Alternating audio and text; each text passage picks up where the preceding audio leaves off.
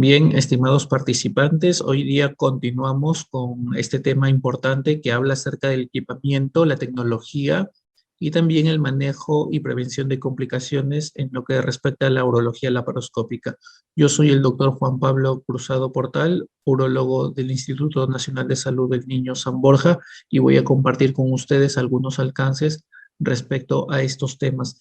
Es un tema verdaderamente amplio que vamos a ir enfocándolo también cuando conversemos con ustedes durante la parte práctica. Si bien es cierto, voy a mencionar varios aspectos, varios detalles, posiblemente algunas cuestiones que tal vez ustedes hasta el momento no las puedan conocer, pero todo eso lo vamos a afianzar también durante las prácticas. El objetivo también de este curso avanzado de laparoscopía urológica implica que podamos simular algunas posibles complicaciones, algunos posibles eventualidades que se podrían presentar durante una cirugía laparoscópica urológica y que podamos resolverlo en las prácticas que vamos a tener.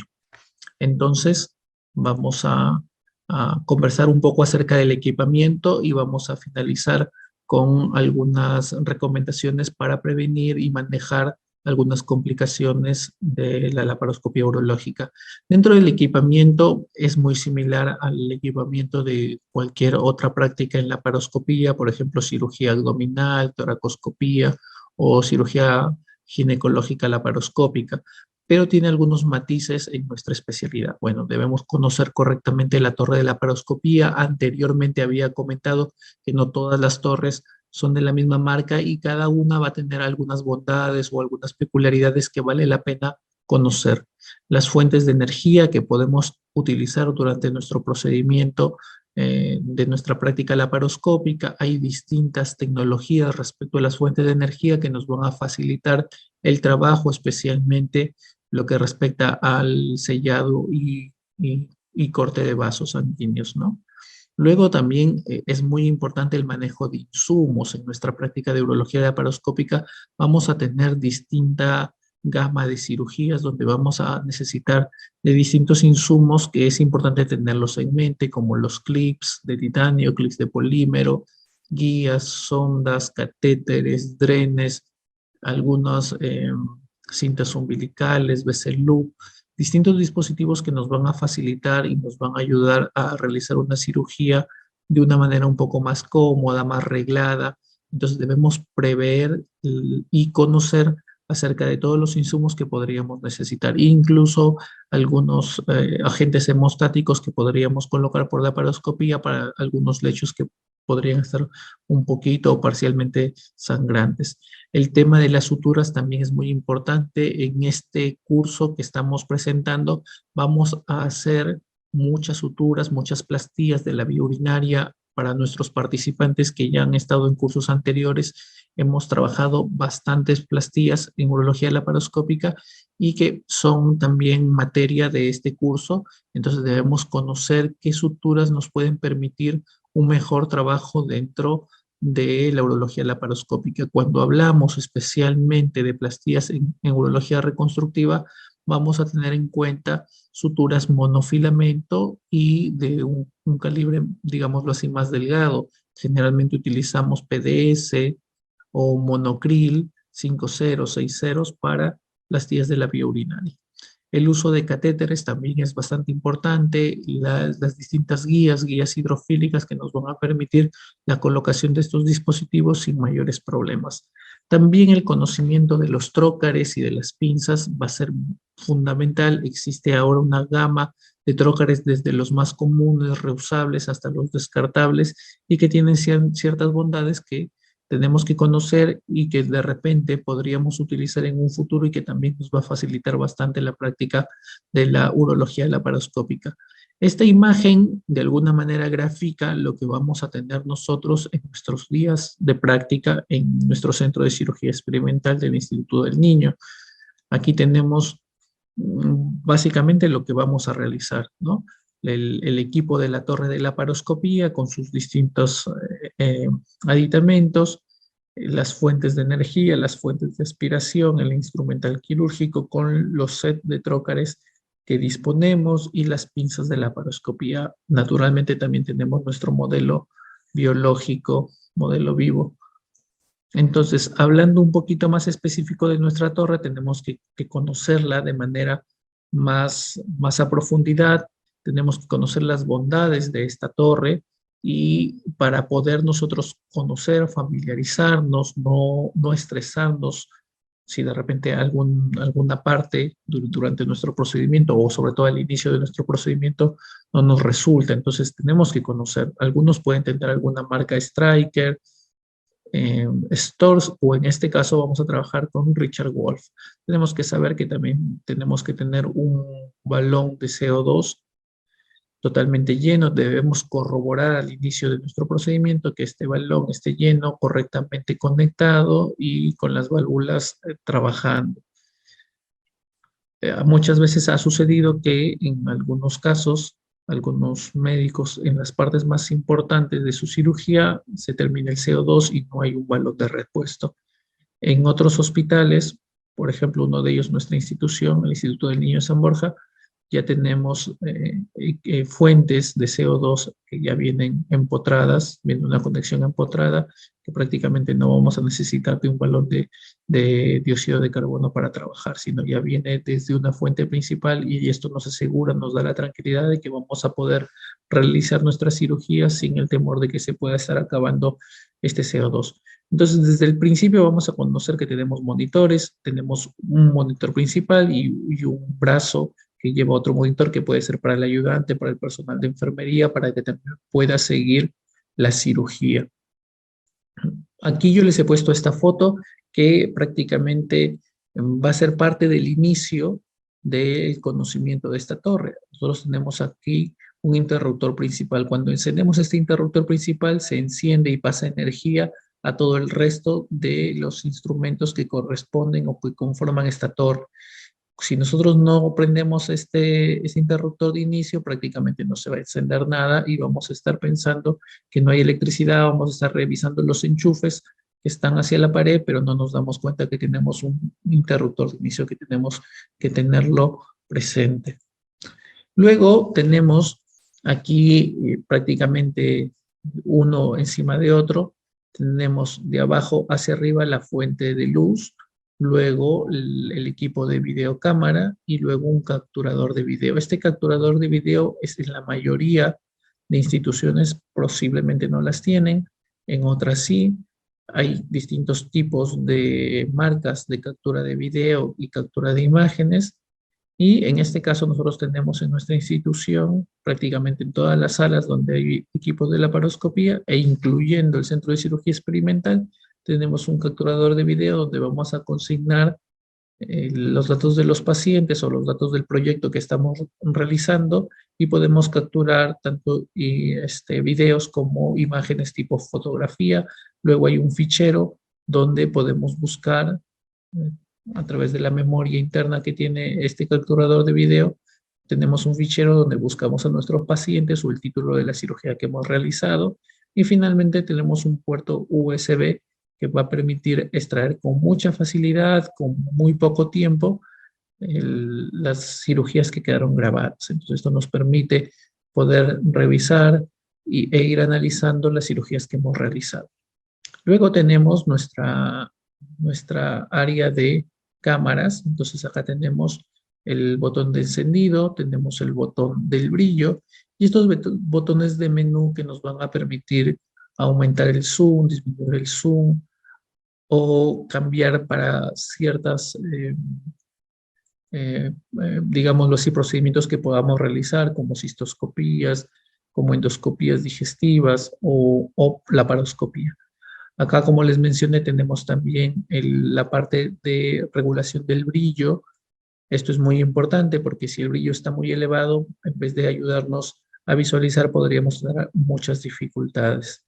Tenemos que conocer dónde están estos botones y saber regularlos. Usualmente manejamos alrededor de 90, a una intensidad de 90 el brillo y nos va bien, entre 90 y 100 podría ser.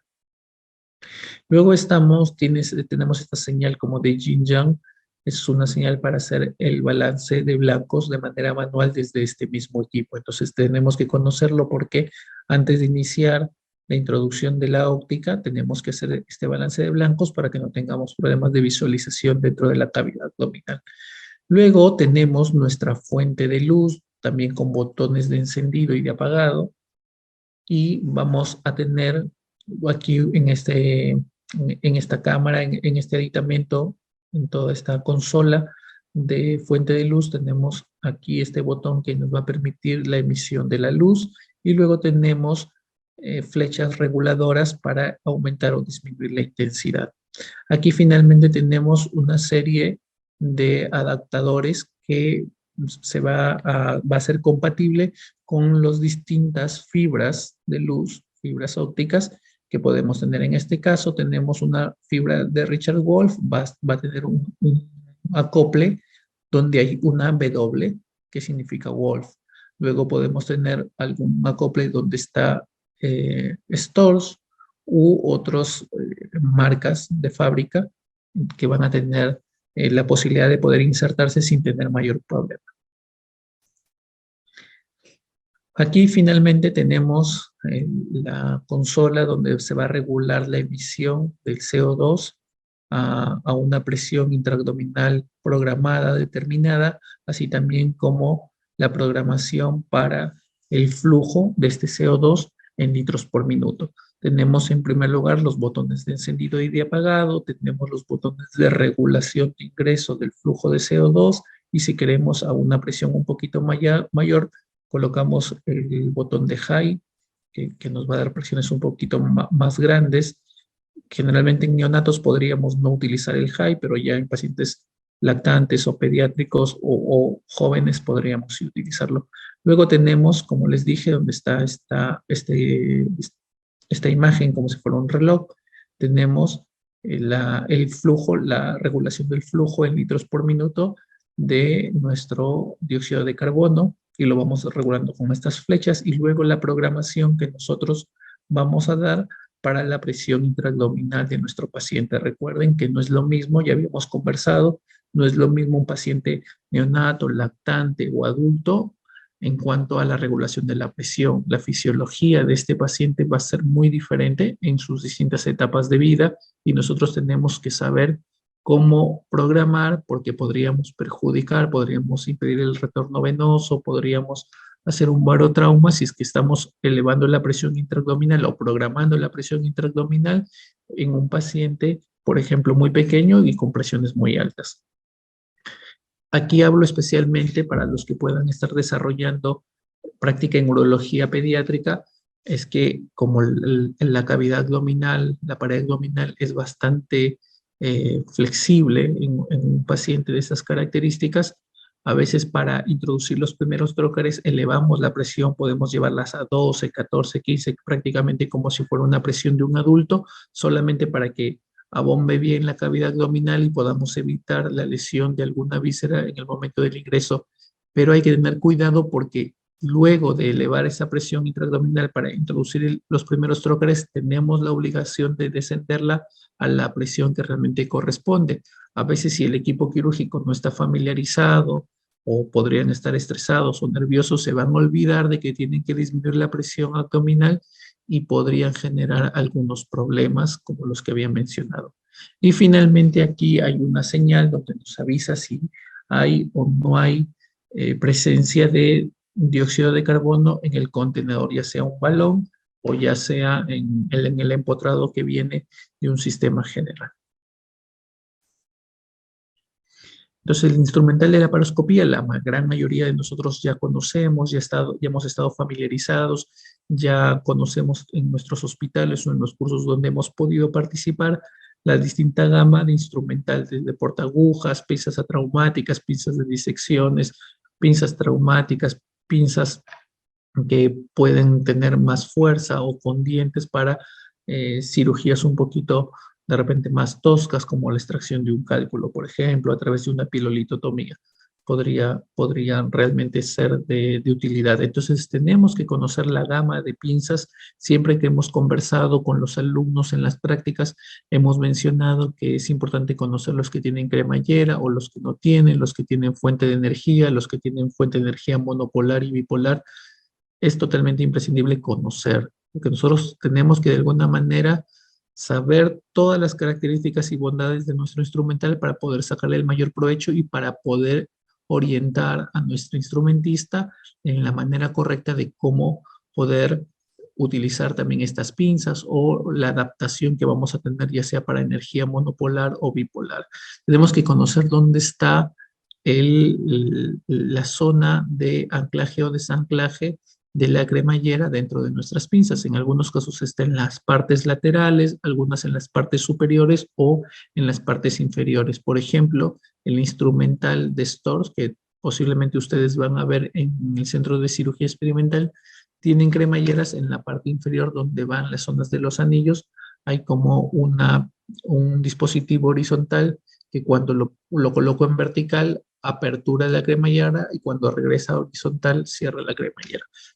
Todos esos detalles debemos conocerlos. Lo mismo nuestro portaagujas, hay algunas zonas para activar la cremallera en la parte superior o en las partes laterales, o algunas que son un poquito más ergonómicas, también se pueden adaptar tanto para diestro como para zurdo. Finalmente tenemos también, como les mencioné, algunos cables de energía, generalmente el monopolar, cables de insuflación de CO2 y las fibras ópticas. En cuanto a los trócares, también hay trócares muy sencillos, trócares metálicos, reusables, que tienen funciones básicas de introducción de CO2, introducción de pinzas y cámaras. Luego también hay trócares que ya son un poquito más vistosos, descartables, que pueden tener una punta roma, pero con un punzón retractor, ¿no? Con un punzón, una cuchilla retractora que en el momento donde ya ingresa la cavidad abdominal automáticamente se retrae para evitar lesiones. Tienen esa bondad. Luego tenemos otros dispositivos que tienen un canal, un punzón, por decirlo así, que tiene una abertura en el centro y por esa abertura en el centro se desliza la óptica hasta llegar prácticamente a la punta roma y transparente y nos permite visualizar el ingreso del trócar desde que va desde la piel hasta la cavidad peritoneal. Por ejemplo, acá tenemos un trócar que tiene un acceso de visión para la óptica y que se va a proyectar, va a emitir su luz prácticamente por transparencia a través del punzón, que es totalmente romo, prácticamente de forma piramidal. Y si ustedes se dan cuenta, estos trócares también tienen un sistema de insuflación que ingresa por una válvula, que sería esta válvula también que es medio transparente, no confundir con la parte blanca, que es por donde ingresa el CO2, sino estoy hablando de esta válvula que es semitransparente. Esta válvula va a permitir que se insufle algo parecido como el CAF o el globo que insuflamos cuando colocamos una sonda Foley. Entonces acá también podemos ver cómo hay una zona, como una válvula donde ingresa el aire y está la zona expandible que simula al globo de una sonda vesical. Y finalmente tenemos la parte de la contrapresión que permite ajustar a la pared abdominal. Entonces, conocer las bondades de estos trócares o la posibilidad de tenerlos nos van a facilitar bastante la cirugía. Acá tenemos un poco el ejemplo que les decía, donde el ayudante puede sostener el cabezal de la cámara junto con la óptica y esta va a ir pasando a través del trócar óptico que tiene todo un punzón de transparencia y nos va a permitir visualizar todo el ingreso hasta la cavidad peritoneal. Luego tenemos algunos otros dispositivos que es importante tener dentro de nuestro instrumental quirúrgico y no debe faltar, especialmente para cirugía renal, como son las pinzas aplicadoras de clips de titanio y las pinzas aplicadoras de los clips de polímero o más conocidos como Hemolog. Luego tenemos las fuentes de energía como sistema Ligashur o sistema ultrasónico, más conocido como armónico con H. Son sistemas de sellado, ligadura y corte de vasos. Nos van a facilitar para la práctica de la hemostasia de zonas bastante vascularizadas, zonas cercanas al pedículo renal, grasa perirenal, adherencias. Nos van a permitir prácticamente sellar y cortar vasos hasta de 7 milímetros. Luego, finalmente, el otro segmento es hablar acerca del manejo de complicaciones, y este manejo de complicaciones va a tener algunos pilares muy importantes. El pilar principal es la prevención. Nosotros debemos ir con todo un plan de trabajo que esté orientado a la prevención de la ocurrencia de complicaciones. Entonces tenemos que tener una planificación adecuada, tener en cuenta todos los actos de prevención de complicaciones, tener el equipamiento necesario, tanto equipamiento instrumental, de aditamentos, de catéteres, de trócares adicionales, de sustancias hemostáticas, así también como un equipamiento profesional, personal. Recuerden lo que habíamos conversado en otras clases, que el equipo quirúrgico se debe conocer, debemos conocernos cómo trabajamos, debemos conocernos como equipo, cómo desarrollamos una técnica quirúrgica. Mientras más nos familiaricemos, podríamos así evitar complicaciones, porque podría resultar que tenemos algún cirujano muy bueno que tiene una técnica concreta para hacer una determinada cirugía y se une a un equipo que maneja otro tipo de variantes en su técnica quirúrgica. Podría aparecer alguna confusión durante la cirugía y el manejo de las complicaciones podrían también ser un poquito más difíciles. Y finalmente tener planes de contingencia. Nosotros como cirujanos debemos ir a nuestra cirugía teniendo un plan A, el plan que vamos a desarrollar, la manera reglada de cómo se debe realizar este tipo de cirugías, pero debemos tener un plan B, incluso un plan C, ante las posibles contingencias que podrían presentarse durante nuestras cirugías. Estos son los principales pilares. Nosotros deberíamos evitar al máximo encontrarnos con complicaciones muy serias como sangrado, como desgarros vasculares, como lesiones de parénquima, de vísceras sólidas o huecas. Deberíamos evitar y deberíamos tener todo un plan de planificación, de prevención, contar con el equipamiento necesario y los planes de contingencia porque eventualmente podrían presentarse. Entonces, dentro del manejo de complicaciones en las primeras fases, las fases de prevención, deberíamos tener en cuenta los mecanismos de ingreso que podríamos optar, ya sea, por ejemplo, el ingreso con una aguja de Veres para hacer lo que se llamaría un neumo cerrado, un neumoperitoneo cerrado, prácticamente la inserción de la aguja de Veres, o realizar un neumoperitoneo abierto, ya sea con un trocar destinado para realizar neumoperitoneo, como el trocar de Jason, o para realizar nuestra disección, una mini laparotomía de disección hasta llegar al peritoneo, aperturarlo y poder ingresar nuestro primer trocar. En general, ambas técnicas de ingreso tienen ventajas y desventajas. Digámoslo así, que la principal ventaja de la aguja de Veres es que vamos a evitar hacer incisiones excesivas, vamos de alguna manera a, si se quiere decir, hacerlo un poquito más rápido, pero la desventaja es que el flujo de CO2 que va a atravesar una aguja de Veres es menor del que puede atravesar a través de un trocar que conectamos directamente una vez hecho una maniobra de abordaje abierto. Entonces el mensaje es que nosotros nos familiaricemos, nosotros perfeccionemos una técnica de ingreso a la cavidad abdominal de tal manera que una vez perfeccionada podamos evitar los riesgos posibles que se pueden presentar durante el ingreso. Otra gran desventaja de la aguja de Veres es que si no tenemos experiencia e ingresamos a ciegas, prácticamente aumentaríamos los riesgos de lesiones viscerales o incluso vasculares que serían potencialmente mortales.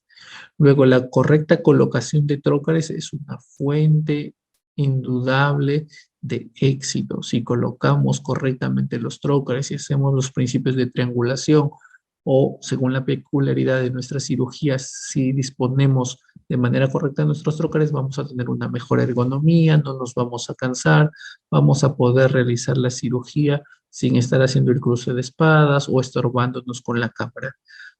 Y por el contrario, si hacemos una mala colocación de trócares y colocamos nuestros trócares muy cerca los unos del otro o sin guardar el principio de la triangulación, vamos a estorbarnos, vamos a tener una mala ergonomía, nos vamos a cansar rápidamente, nos vamos a estresar y probablemente nuestra cirugía no va a tener el éxito que nosotros estábamos pensando. Luego, lo que también les había mencionado, el manejo de las presiones intraabdominales. Existen síndromes como por ejemplo el síndrome de Durán, donde hay una dificultad del retorno venoso, aumento de la presión sanguínea de CO2, complicaciones bastante severas, incluso algunos problemas cardíacos por el aumento de la presión intraabdominal del CO2. Debemos saber cómo colocarlo según la edad, el peso, el tamaño de nuestros pacientes. Y luego el conocimiento de la anatomía quirúrgica. Es muy, muy importante que seamos responsables en el momento en que vamos a programar la posibilidad de una cirugía urológica laparoscópica. Si no estamos familiarizados con la anatomía quirúrgica, si no estamos preparados técnicamente, deberíamos tener otros planes para poder realizar nuestra cirugía con total seguridad. Aquí les quería presentar un video que habla acerca de una piloplastía derecha en un paciente lactante. Se hizo un abordaje laparoscópico y vamos a encontrar aquí un poquito, vamos a ejemplificar el uso de todo lo que necesitamos para prevenir complicaciones o la correcta gestión de las eventualidades que podríamos tener durante una cirugía. Si tenemos un paciente lactante, como ustedes pudieron ver al inicio de esta presentación de este video, un paciente bastante pequeño, tenemos que utilizar instrumental también pequeños. En este caso hemos estado utilizando instrumental de 3 milímetros, ¿no? Como ustedes pueden ver, son pinzas bastante delgadas, casi flexibles, y prácticamente podemos ver que hay un buen espacio de trabajo. En este caso vamos a ir encontrando algunas eventualidades, como que estamos disecando la pelvis renal para localizar la zona de estenosis, ya la estamos identificando en este momento, pero nos vamos a ir dando cuenta que por delante hay una zona de vasos polares, vasos que se nos están presentando. Entonces, esos vasos polares que ustedes pueden ver casi en la parte inferior de la pantalla van a ser un problema. Entonces, tenemos que gestionar o planificar, de repente a lo mejor de principio no nos esperábamos encontrar vasos polares, entonces tenemos que planificar en el caso de encontrarlos, qué es lo que vamos a hacer, ¿no? Entonces la mayoría ya sabe que si encontramos vasos polares, estos vasos no se ligan, porque podríamos estar dificultando la perfusión del polo inferior del riñón derecho en este caso. Entonces lo que se hace es recortar el segmento piel-ureteral y se transpone por encima de estos vasos polares. Luego de esto se realiza la espatulación del uréter, en este caso en sentido lateral, nos va a permitir evitar reestenosis, ¿no? Vamos a insertar, en este caso, una sutura monofilamento que tenemos que tener en cuenta para hacer plastía. Siempre vamos a recomendar suturas monofilamento, en este caso es PDS, y vamos a hacer nuestra plastía correspondiente. También el correcto anudado de los puntos de anclaje nos van a permitir reducir las complicaciones como la dehiscencias o fugas urinarias, ¿no? En este caso estamos realizando nudos cuadrados que ustedes van a realizar en su práctica. Aquí se puede ver claramente cómo el nudo está bajando de manera cuadrada, es un nudo de seguridad. Nos gusta cuando anclamos plastillas y vamos a iniciar de una parte, de un extremo, nos gusta realizar nudos cuadrados, nos sentimos más seguros. Como les mencioné, en este caso estamos utilizando PDS, estamos tratando de evitar la manipulación de los bordes ureterales, prácticamente los estamos tomando ya sea de la misma sutura o de los extremos que se van a recortar finalmente, los extremos que estaban conformados por la zona de estrechez. Entonces la prevención en estos casos o la previsión de los posibles escenarios nos ayuda a ir tomando decisiones según cómo vayamos encontrando el uso correcto de las suturas que podemos necesitar para estos casos, de algunos aditamentos. En este caso estamos pasando a través de un catéter endovenoso, una sonda. Pero si nos damos cuenta aquí, el catéter no progresa, se está intentando y se regresa. Incluso acá sale la guía y la guía sale torcida. Entonces aquí hemos optado como un plan de contingencia que ya se venía pensado, porque hemos tenido alguno que otro caso en niños pequeños, donde en la parte casi de la unión ureterovesical hay algunas zonas de acodadura, unas zonas de estenosis parcial, donde las guías se doblan. Entonces, optamos en este caso por intentar pasar un catéter semirrígido, en este caso es un catéter de pilografía. Como nosotros somos un instituto pediátrico, manejamos calibres pediátricos. Hemos introducido en este caso un catéter open end, un catéter de pilografía de 3 French. Entonces, que es un poquito más rígido, un poquito más semirrígido, tiene un poquito más de fuerza y en este momento es donde permite vencer ese pequeño obstáculo, probablemente alguna acudadura o una pequeña estenosis fisiológica.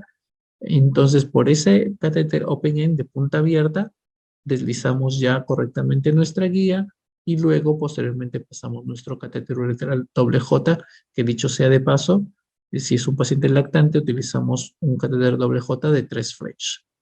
Entonces retiramos la guía, el catéter está correctamente posicionado, se introduce dentro de la pelvis renal y se procede a hacer la plastía de la cara superior, de la cara más cercana a la visión del cirujano, y también realizamos nudos de tipo cuadrado para poder anclar esa zona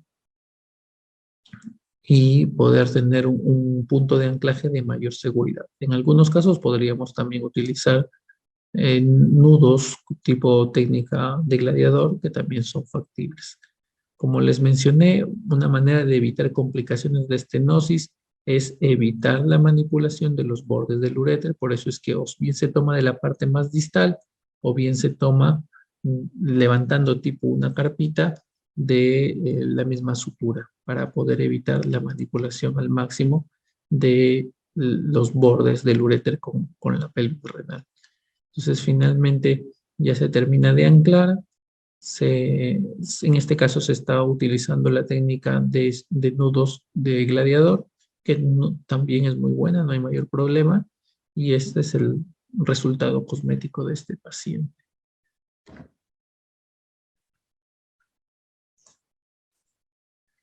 Entonces, esto es un poco de lo que les decía, la manera correcta de cómo yo voy a colocar la aguja de Veres es muy importante. Generalmente tratamos de trazar un plano perpendicular con la pared abdominal y poder introducir perpendicularmente en algunos puntos destinados para realizarlos. Un buen punto puede ser la misma reborde pararrectal, es un buen punto, o los puntos cercanos a los cuadrantes inferiores. Los cuadrantes superiores para introducción de aguja de Veres están contraindicados porque podríamos lesionar un hígado que está muy descendido o el mismo vaso o algunas vísceras cercanas. Entonces, un buen punto es la misma cicatriz umbilical, se apertura un poco y prácticamente ahí está muy cerquita las fascias todas están muy afrontadas y estamos muy prontos de hacer una pequeña introducción y va a ingresar la aguja de Veres que también tiene una aguja retractora. O bien en los cuadrantes inferiores, si es que no tiene cirugías previas, también se puede realizar. Es importante que sepamos que al introducir la aguja de Veres hacemos como que 2 clips, que vamos a atravesar la fascia más proximal, más superior, y luego cuando atravesamos el peritoneo. Se puede corroborar colocando suero salino, aspirando, colocando unas gotas de suero salino y estas gotas van a bajar por presión, van a ir a la cavidad intraabdominal. Entonces son detalles, si vamos a familiarizarnos con la aguja de Veres, entonces hay que realmente realizar estas prácticas de familiarización para que podamos introducirlas sin mayor temor y luego podríamos utilizar, por ejemplo, en este caso, los trócares de visión. Dentro también del manejo de complicaciones, como les comentaba, es importantísimo el correcto conocimiento de la anatomía quirúrgica. Nosotros tenemos que saber que hay algunas peculiaridades de la anatomía quirúrgica en la vía urinaria, especialmente en la vía urinaria alta. Por ejemplo, en el lado del riñón derecho, cuando nosotros disecamos, vamos a encontrar no solamente con el uréter, sino también van a cruzar por ahí los vasos gonadales, especialmente la vena gonadal del lado derecho, va a desembocar directamente en la cava. Por eso es que hay que tener mucho, mucho cuidado porque podríamos lesionar esta vena gonadal. Luego, por encima, justo por encima del riñón, muy cerca del pedículo, está la segunda porción del duodeno que tenemos que ir liberándola cuidadosamente. Si se lesiona el duodeno, vamos a tener una complicación honestamente muy molesta, puede complicarse incluso la vía biliar, y en reparar un duodeno, que es una zona de alta presión de fluidos intestinales, es un tanto complicado. Entonces hay que tener mucho cuidado con la disección cuidadosa de la segunda porción del duodeno, que está muy, muy, muy cerca del pedículo vascular, un poquito casi en la curvatura menor del riñón. Luego también tenemos que saber que la vena renal del lado derecho es un poquito más corta, algunas se pueden tener una confluencia un poquito muy, muy proximal a la vena cava. Entonces tenemos que saber que cuando hacemos nuestro abordaje, que usualmente es caudocranial, tenemos que identificar correctamente si es un afluente o realmente es el tronco principal de la vena renal. A veces algunos hemos podido ligar pensando en un afluente, hemos pensado que podría ser la vena principal, la vena renal principal, y por ahí que seguimos disecando y encontramos otra y nos podemos estresar o confundir, así que hay que tener mucho cuidado. Luego también recuerden aquí que está la glándula suprarrenal, especialmente cuando tenemos que hacer nefrectomías radicales, los vasos suprarrenales, las venas suprarrenal va directamente a la cava. A diferencia del lado izquierdo, por ejemplo, habíamos dicho que la vena gonadal del lado derecho va directamente a la cava, en el izquierdo va directamente a la vena renal. Entonces, cuando yo diseco la vena gonadal, me va a guiar para subir y ascender hasta la vena renal principal y tengo que hacer una correcta disección, clipaje y sección de esta vena gonadal. Luego, recuerden, la glándula suprarrenal drenaba su vena directamente a la cava. En este caso, la glándula suprarrenal, su vena principal, va a también drenar directo a la vena renal. Y posteriormente también va a llegar la vena, venas lumbares, venas perforantes lumbares. Entonces vamos a tener prácticamente que en el lado izquierdo podríamos dar como ventaja una vena renal más larga, especialmente para las nefrectomías de donante vivo nos van a ayudar, pero como dificultad extra tenemos la confluencia, la llegada de la vena suprarrenal izquierda y la llegada de la vena gonadal izquierda. Y por detrás la llegada de las venas lumbares. Entonces hay que tener mucho cuidado. Podría esta ventaja de ser una vena más larga, podría convertirse en una dificultad por las distintas afluentes que tiene.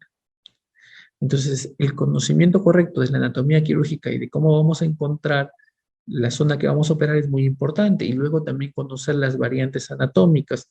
Hay algunos casos donde hay riñones fusionados, riñones en herraduras, donde hay más afluentes, más puntos de vascularización, especialmente en la zona del istmo.